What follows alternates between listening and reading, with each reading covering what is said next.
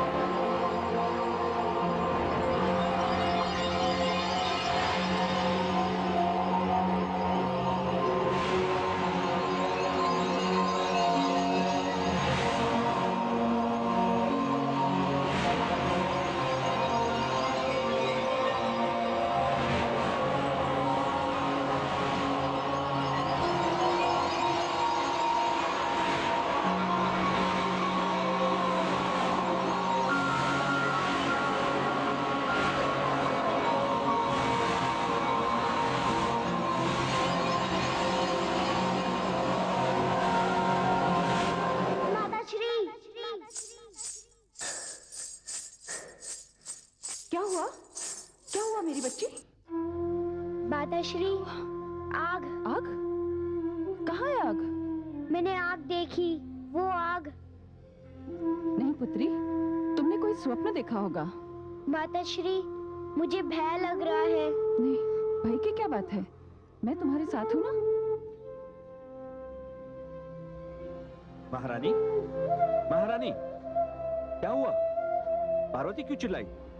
महाराज, इसने कोई डरावना सपना देखा। सपना देखा? हाँ महाराज, इसने सपने में आग देखी। क्या? हाँ। तब तो वैदराज जी को बुलाना ही पड़ेगा। शांत हो जाओ पुत्री, शांत हो जाओ।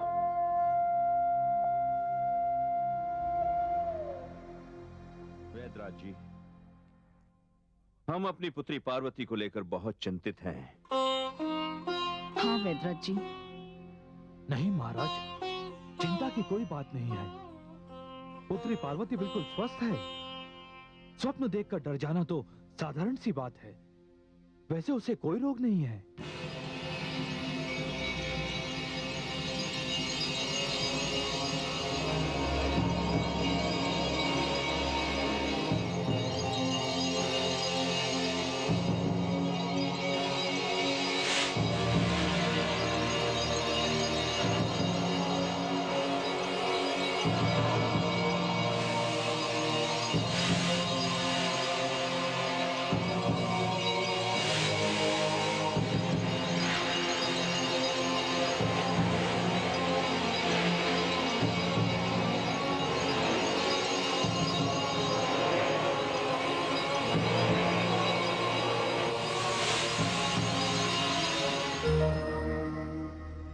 मैं अतीत हूं।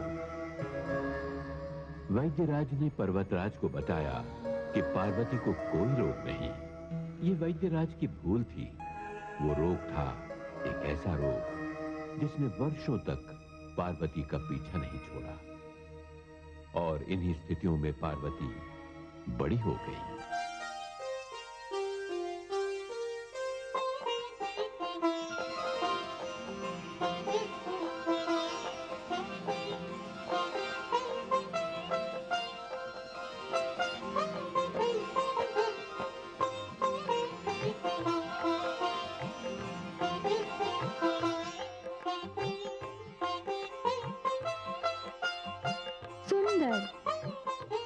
अति सुंदर, दिव्य रूपा।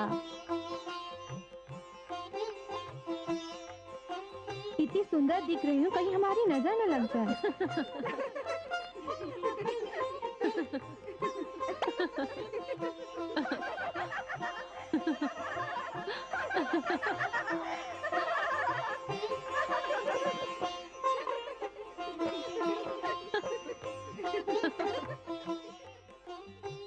महारानी,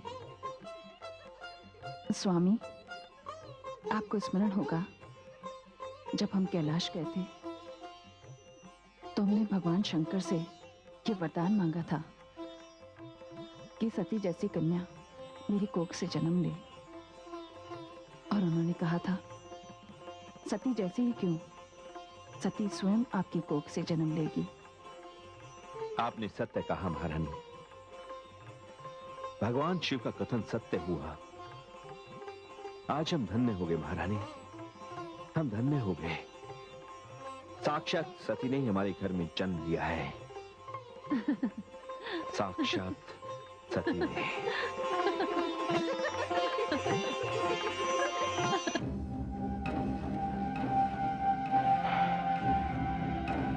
आपकी भविष्यवाणी 100% सत्य होती दिखाई दे रही है।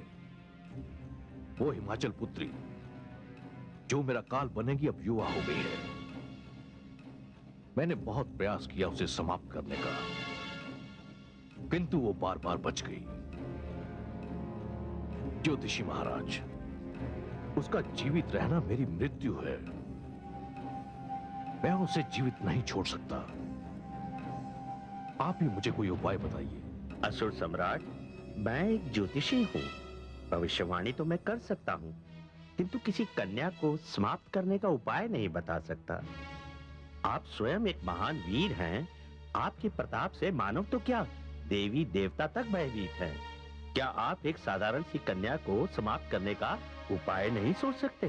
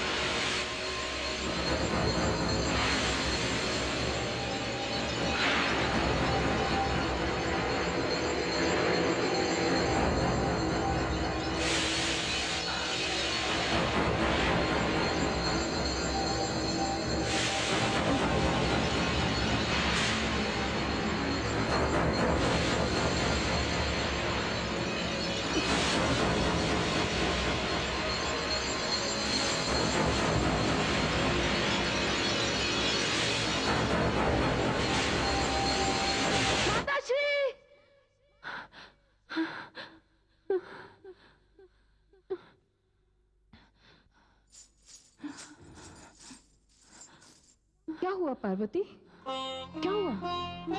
क्या तुमने फिर वही स्वप्न देखा? हाँ माँ, उन्हें वही स्वप्न मैं देखती हूँ। स्वप्न में एक मेरे ही जैसी कोई है जिसे अग्नि की लपटें चारों ओर से घेर लेती हैं। उसका शरीर जलने लगता है। एक चीत्कार उसके मुंह से निकलती है और बस उसके पश्चात मेरी आंख खुल जाती है। माँ, पार्वती, पुत्री पार्वती, क्या हुआ महारानी? स्वामी, मुझे तो बहुत चिंता हो रही है। जो स्वप्न से कभी कभी दिखाई देता था, वो स्वप्न से निरंतर दिखाई देने लगा है। ये स्थिति बड़ी कष्टदायक है स्वामी। चिंता तो मुझे भी हो रही है महारानी। इतने जतन किए परंतु कोई लाभ नहीं हुआ। स्वामी, मुझे ऐसा प्रतीत होता है कि कदाचित इस समस्या का निदान देवर्षि नारद ही कर सकते हैं। आप सत्य कह रही हैं महारानी। मैं शीघ्र ही उन्हें संदेश भिजवा देता हूं।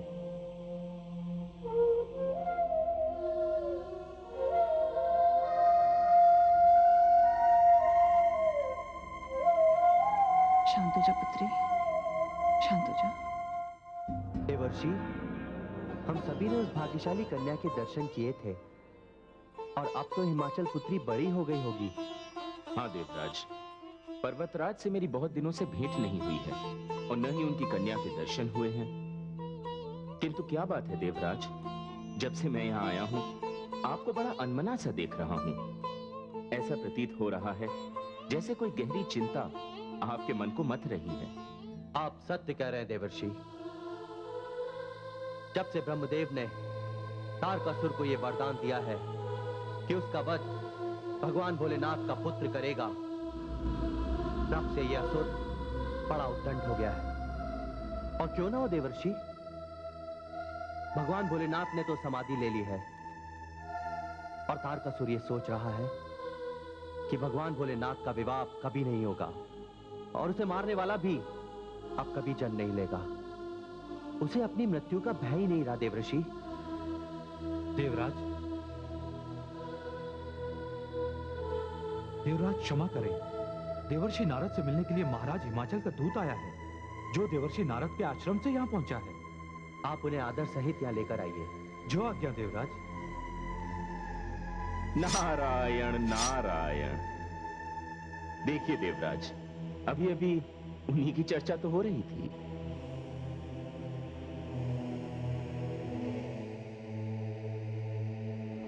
देवराज प्रणाम स्वीकार करें। देवर्षि मैं आपके दर्शनों के लिए आपके आश्रम गया था। वहां ज्ञात हुआ कि आप देवराज इंद्र की सभा की शोभा बढ़ा रहे हैं। कहिए क्या बात है? देवर्षि वहां एक विकट समस्या उत्पन्न हो गई है, जिससे महाराज पर्वतराज और महारानी मेना सभी बहुत चिंतित हैं। उन्होंने आपसे शीघ्र वहां पहुंचने का निवेदन किया है।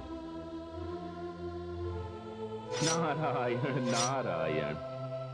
जहां स्वयं देवी भगवती का निवास हो, वहां समस्या? देवराज मुझे आज्ञा दें। जैसी आपकी इच्छा देवर्षि। चलिए।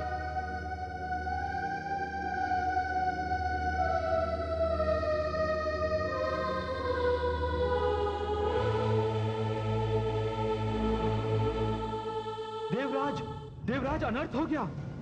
असुर राज तारकासुर ने इंद्रलोक पर आक्रमण कर दिया है। क्या? वरुण देव, अग्निदेव, सूर्यदेव, हमें इस आक्रमण की आशंका तो थी ही। अब हमें इस तारकासुर को उसके किए का दंड देना ही पड़ेगा। आक्रमण का उत्तर आक्रमण से दिया जाएगा। स्वामी, देवर्षि नारद के पास जो अपने संदेशवाहक भेजा था, वो अभी तक लौटकर नहीं आया।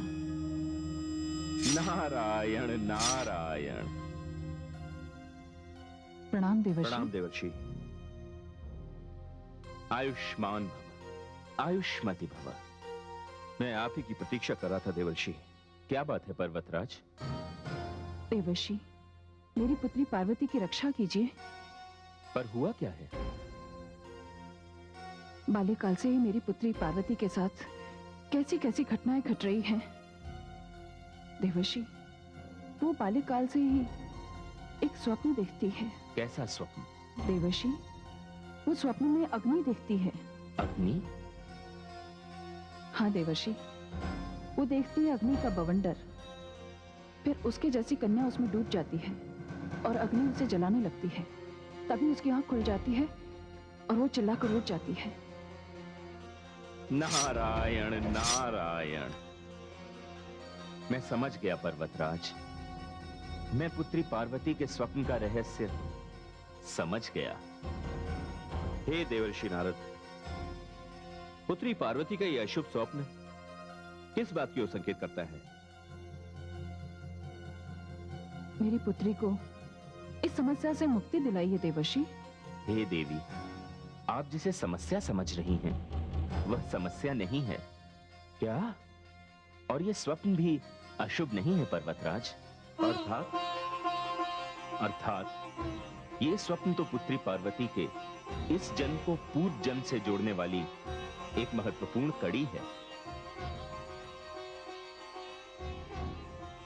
मैं कुछ समझा नहीं देवर्षि। मैं समझाता हूं पर्वतराज। जो अग्नि पुत्री पार्वती को स्वप्न में दिखाई दे रही है, वह अग्नि अग्नि नहीं है। हाँ? अग्नि नहीं? अग्नि नहीं है तो और क्या है देवर्षि? पर्वतराज, वह पार्वती का संकल्प है। एक अपूर्ण यात्रा को इस रूप में पूर्ण करने की दृढ़ इच्छा शक्ति है। ऐसा प्रतीत हो रहा है जैसे पुत्री पार्वती के जीवन में साधना करने का समय आ गया है। यही साधना पुत्री पार्वती को पूर्ण करेगी। यही साधना उसे पूजनीय बनाएगी। पर्वतराज, यदि आप आज्ञा दें तो मैं पुत्री पार्वती से एकांत में मिलना चाहूंगा। हाँ हाँ, क्यों नहीं देवर्षि। आपको आज्ञा की क्या आवश्यकता है? पुत्री पार्वती अपने कक्ष में लिए।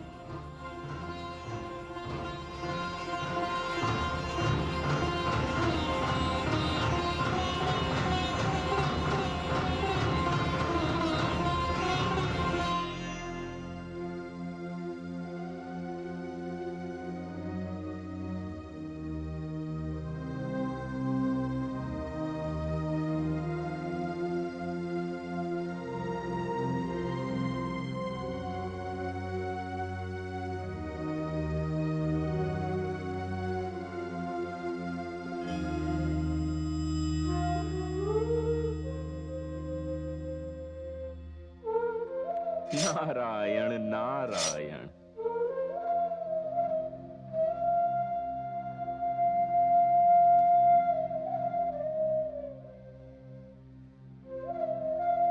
प्रणाम देवर्षि। आयुष्मती भव। पुत्री, पर्वतराज से मुझे ज्ञात हुआ है कि किसी स्वप्न ने तुम्हें चिंता में डाल रखा है। देवर्षि, वो स्वप्न तो बाल्यकाल से मेरे पीछे पीछे चला आ रहा है। बाल्यकाल छूट गया, किंतु इस स्वप्न से मुझे मुक्ति नहीं मिली। देवर्षि, बड़ा ही विचित्र स्वप्न है। नींद में अचानक अग्नि की लपटें प्रकट होती हैं। धीरे धीरे मैं उन लपटों में घिर जाती हूं और भय से मेरी निद्रा टूट जाती है।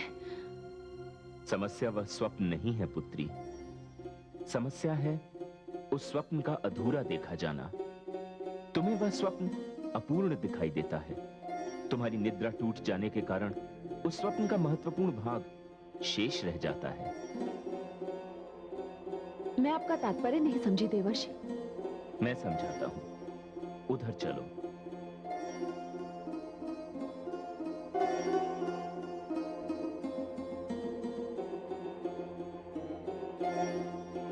बैठो पुत्री।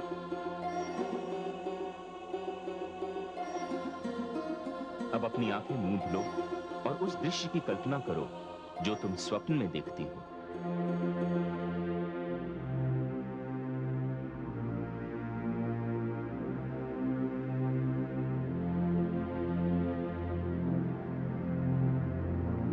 घबराओ मत पुत्री, मैं जैसा कह रहा हूं वैसा करो।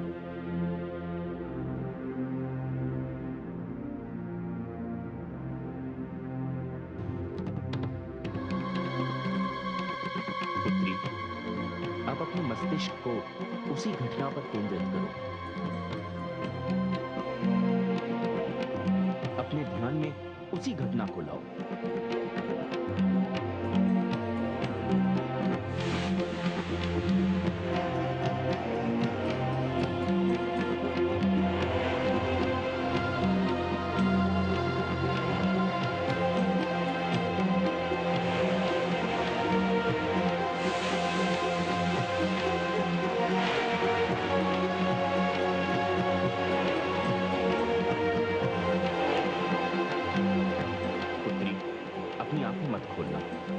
जैसे ही तुम्हें अग्निशिखा दिखाई दे, उसे स्पष्ट रूप से देखने की चेष्टा करना।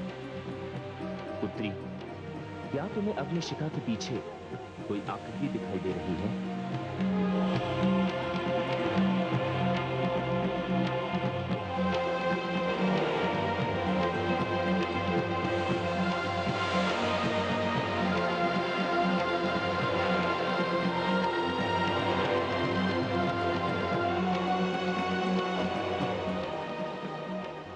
आंखें मत खोलना पुत्री, ध्यान रहे आंखें तब तक मत खोलना जब तक उस आकृति को तुम स्पष्ट रूप से देख न लो।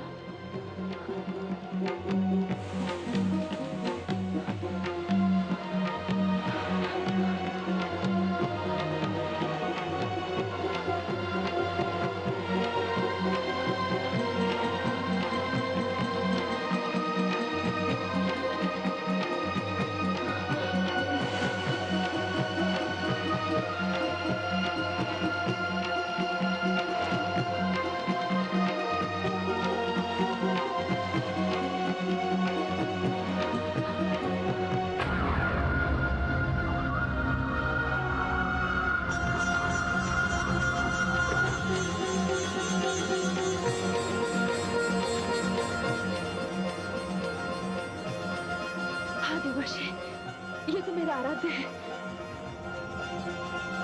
ये तो मेरे आराध्य शिव है, ये तो मेरे आराध्य शिव है देवर्षि। हे देवी, हे भवानी, हे शक्ति, भगवान शिव तो न जाने कब से समाधि लगाए बैठे हैं। वे जो सारे संसार का मंगल करते थे, अपनी शक्ति से बिछड़कर स्वयं समाधि में लीन हो गए हैं। आपको भगवान शिव को पुनः कैलाश लाना है। देवी, यदि वे आपके आराध्य हैं, तो उन्हें आपकी अर्थात अपनी शक्ति की प्रतीक्षा होगी। आपको मेरे साथ चलना होगा देवी। आपको अपने आराध्य की दशा देखनी होगी और उन्हें पुनः कैलाश लाना होगा। हाँ, मैं चलूंगी देवर्षि, मैं आपके साथ चलूंगी। देवर्षि, जिसका अनुभव मुझे आज हो रहा है, इससे पहले कभी नहीं हुआ देवर्षि। ऐसा क्यों देवर्षि? हे भवानी, हर घटना को अपने काल की प्रतीक्षा करनी पड़ती है। इस संसार में सब कुछ समय के सूत्र से बंधा हुआ है। आपको यथाशीघ्र अपने माता पिता से अनुमति लेकर भगवान शिव के दर्शन के लिए चलना होगा।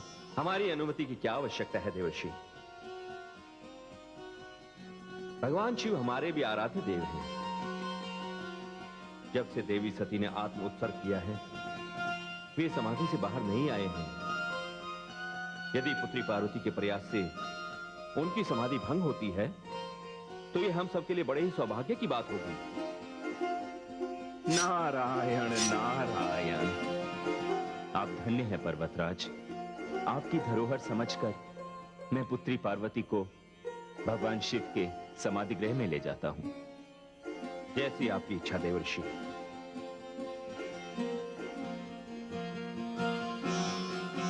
चलिए